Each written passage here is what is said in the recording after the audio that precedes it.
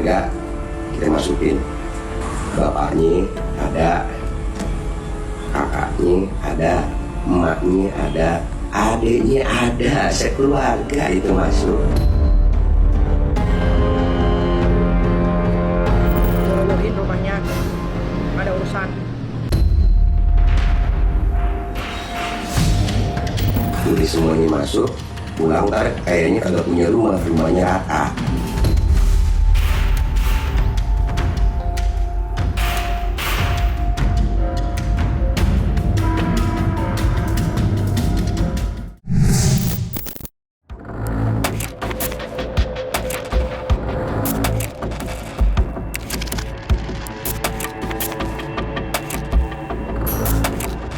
Ditetapkannya Fadel Bajideh menjadi tersangka oleh Polres Metro Jakarta Selatan pekan lalu nampaknya bukanlah akhir dari kisah perseteruan panas dengan Nikita Mirzani, melainkan menjadi awal dari babak baru yang tak kalah menggemparkan.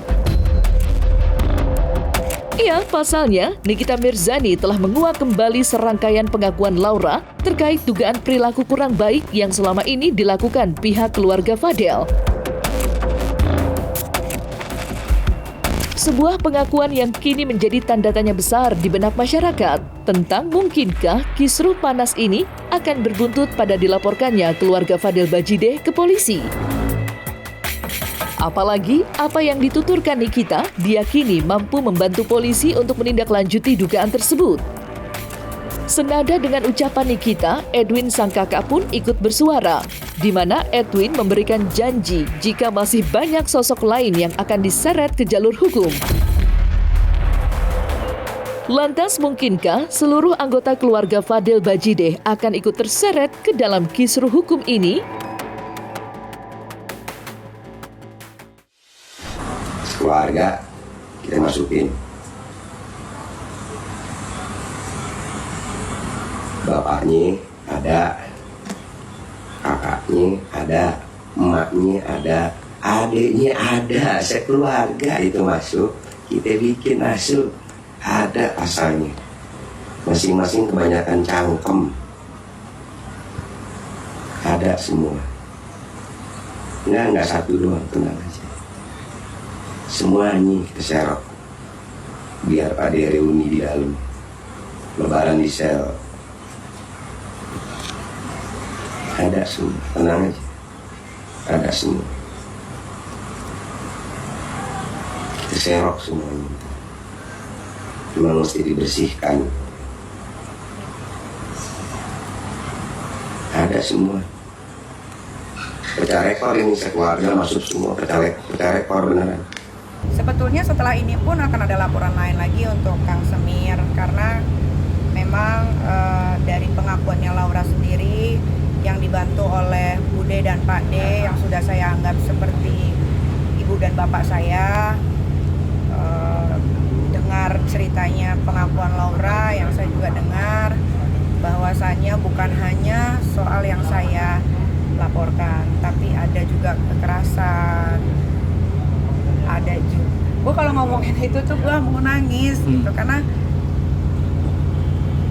Laura itu anak perempuan gue semata wayang yang dari perut melahirkan, membesarkan sendiri pakai tangan gue sendiri. Laura itu bukan anak durhaka.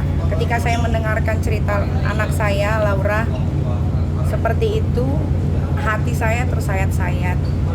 Ternyata dia untuk makan saja harus nunggu transferan dari keluarganya Kang Semir, karena segala apapun penghasilannya Laura dari endorse dan lain-lain itu masuk ke rekeningnya Martin.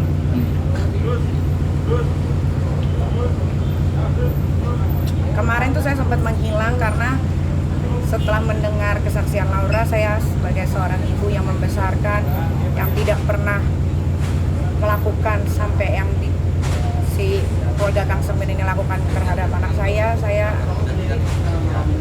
kalau nggak ada hukum mungkin udah selesai, tapi karena ini ada hukum, jadi biar proses hukum aja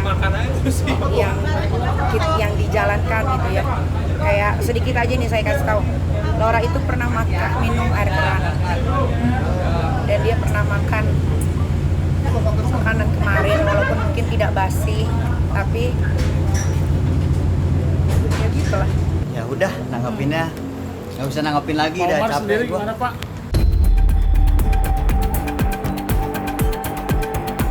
Sudah habis benar nampaknya kesabaran kubu Nikita Mirzani menanggapi kisruh ini.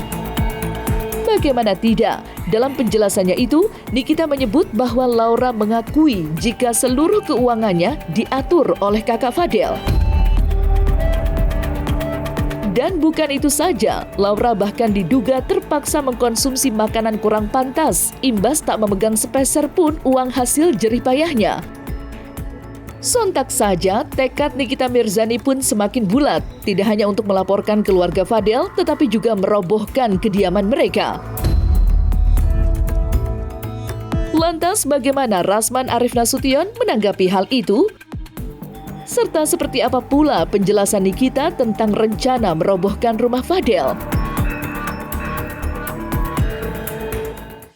Gue robohin rumahnya, ada urusan. Lu maju paling depan. Ya. Ayo Bu, lanjut. Nah. Udah semuanya masuk, pulang ntar kayaknya kagak punya rumah, rumahnya rata. Sudah anaknya kayak sama adik gue. Pulang nggak punya rumah ntar. Kayaknya sih pulang nggak punya rumah kayaknya. Sekeluarga pakai baju kapelan, orange semua ntar. Jadi. Tadi udah konsultasi juga, boleh nggak dirobohin rumahnya? Tapi katanya nggak bisa masuk mobil buat ngancurin rumah, jadi terpaksa harus sewa tukang. Mungkin 20 orang untuk merobohin rumah ini. Geram semua lah, kalau geram ya geram semua. Dokter Oki juga geram pas tahu ya kan. Karena waktu hasil visum kan Dokter Oki juga tahu, Dokter Oki juga dikasih tahu ternyata emang betul begitu. Karena kan Dokter Oki kan juga dokter kan. Iya. Jadi ya kalau ditanya geram apa enggak pasti geram sebagai orang tua. Nah ini juga untuk para ibu-ibu atau orang tua di luar sana, kalau kalian punya anak masih di bawah umur, mendapatkan kasus yang sama seperti saya, jangan ragu, jangan takut untuk segera melaporkan ke kepolisian terdekat di rumah masing-masing, daerah masing-masing gitu. Insya Allah kok polisi pasti bakal menindaklanjuti. Robohin aja. Robohin aja. Kalau kau merasa itu milik kau, kau kuat. Laporan saya kan kau udah dipanggil. Kemarin hari Jumat, datanglah ya. Ingat ya, persoalan saya dengan NM tidak selesai. Urusan penganiayaan nggak selesai. Jadi kalau Fadel ya Fadel, Rasman ya Rasman, sama kayak Hotman ini. Ini kita nggak bisa sengkarut begitu. Kisah perseteruan antara Nikita Mirzani dan Fadel Bajide memang tidak ada hentinya menghadirkan kejutan-kejutan baru. Bukan hanya dari kubu Nikita yang kini digadang-gadang berencana melaporkan pihak keluarga dan merobohkan rumah sang mantan kekasih putrinya, tetapi juga dari kubu Fadel yang sepertinya tak patah arang dalam memperjuangkan keadilan. Buktinya, belum lama ini pihak kuasa hukum Fadel yakni Rasman Arif Nasution telah menuturkan pendapat bahwa sejatinya Laura perlu juga ditetapkan menjadi tersangka bila terbukti melakukan perbuatan pidana. Lantas seperti apa pihak kuasa hukum Nikita Mirzani menanggapi itu semua? Serta apa pula alasan Rasman mengucap pernyataan itu?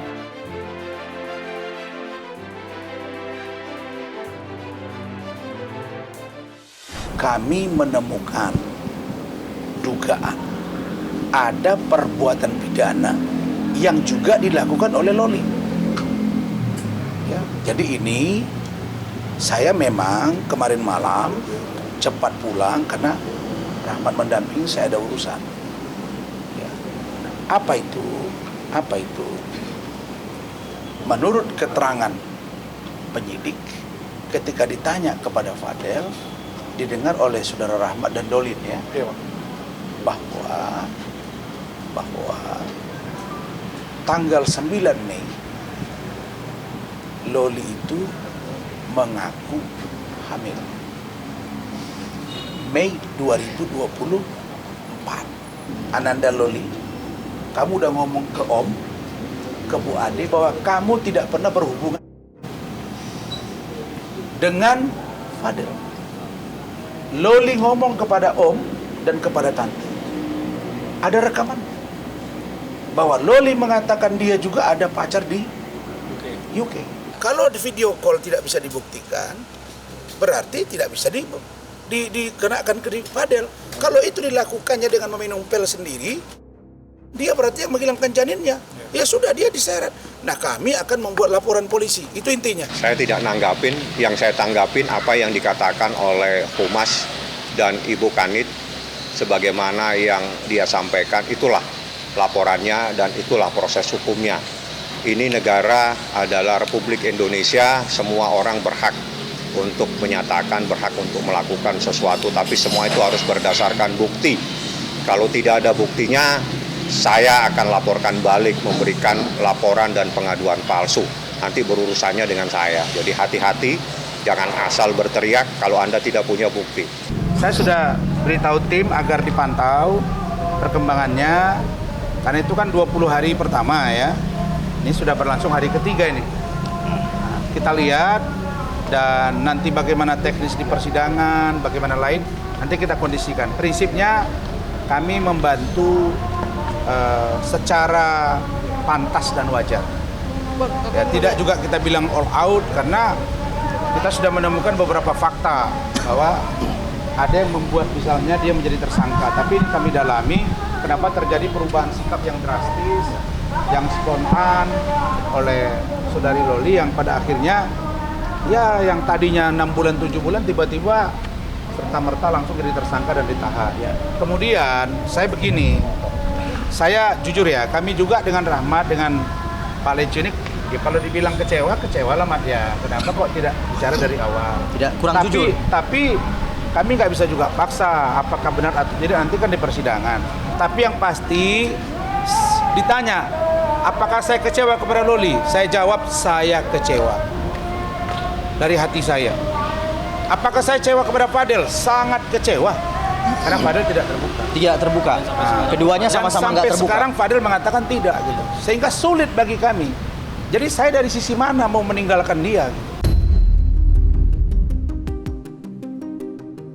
Terlepas dari bagaimana langkah lanjutan yang akan ditempuh kedua belah pihak, kenyataannya saat ini adalah Fadel Bajideh telah ditahan di Polres Jakarta Selatan selama 20 hari ke depan. Meski begitu, Fadel Bajideh masih terlihat santai hingga saat ini. Walau terancam hukuman 15 tahun kurungan atas dugaan tindak pidana terhadap anak di bawah umur, ia masih bisa melempar senyum. Lantas, bagaimana dengan kondisi kesehatan fisik dan mentalnya saat ini? 20 hari ke depan, untuk apa? Karena memang penyidik melengkapi berkas yang harus dikirim ke kejaksaan tentunya. Setelah kita menerbitkan surat penahanan, kemudian dari penyidik bekerja untuk melengkapi ya berkas yang harus diajukan ke kejaksaan. Nah itu kita tunggu saja. Sekarang sudah masuk di atas ya, di kita masih di tahanan Polres Metro Jakarta Selatan. Sehat, kemarin sehat ya, kan dilihat bersama, rekan-rekan semua lihat bersama. Setelah kita kemarin sudah surat perintah penahanan sudah diterbitkan, kemudian juga kita sudah rilis, ya, itu yang terjadi. Iya. Aja masih ada upaya 20 hari ini. Iya. Boleh tinggal tunggu masih lagi prosesnya. Iya. Alhamdulillah sehat semuanya. Si Fadel juga sehat. Ya udah kita lihat aja kan 20 hari ke depan kita masih ada upaya kata Papa juga. Itu aja. Ya. Fadel ini lelaki yang kuat. Serius, saya melihat tadi malam. Ketika dia disampaikan tersangka, dan kemudian dia terima surat penangkapan, dan bahkan handphonenya pun sudah disita, ya kan? Fadel bilang sama saya, Bang, percaya sama Fadel, kita lawan ini Bang, katanya. Saya difitnah ini Bang, katanya gitu. Bahkan, ya mohon maaf, Fadel meluk saya lama sekali. Jangan tinggalkan aku Bang Rahmat, katanya. Makanya itu, tadi malam saya sampai jam 12:30 di sana. Coba menenangkan Fadel, dia harus terima. Ini bahagian dari perjalanan hidup dia gitu. Tapi Fadel kuat. Kondisinya juga Fadel itu ya dia normal, makan normal apa semua gitu kan. Tetapi ya ketika dia disampaikan itu dia shock gitu. Dia terdiam. dan dia sampaikan kepalanya agak sakit gitu kan. Karena sebenarnya tadi malam itu mau diperiksa langsung Fadel. Bagi kami hanya memberikan support kepada Fadel, tetap semangat, jangan pernah takut, kebenaran tidak akan pernah tergantikan. Kalau keluarganya sendiri itu selalu ada ya di sampingnya VA, baik bapak dan kakak-kakaknya yang ada, saudara-saudaranya itu pasti ada di sampingnya. Namun demikian karena memang saat ini untuk VA sudah ditetapkan menjadi tahanan Polres Metro Jakarta Selatan, jadi untuk sementara ini untuk waktunya pasti terbatas.